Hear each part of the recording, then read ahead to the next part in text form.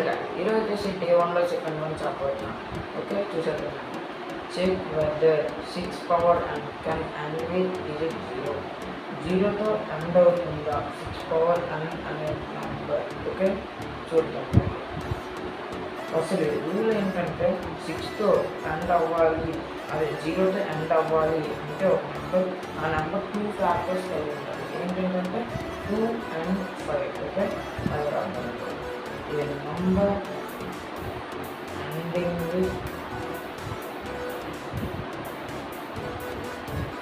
0 must have factors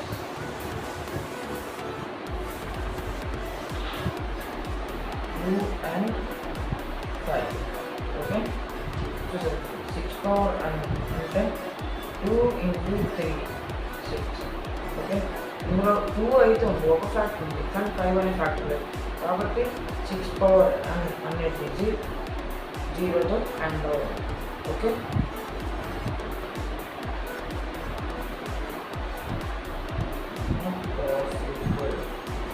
ఇలాంటి మరిన్ని videos కోసం మా ఛానల్ సబ్స్క్రైబ్ చేసుకోండి.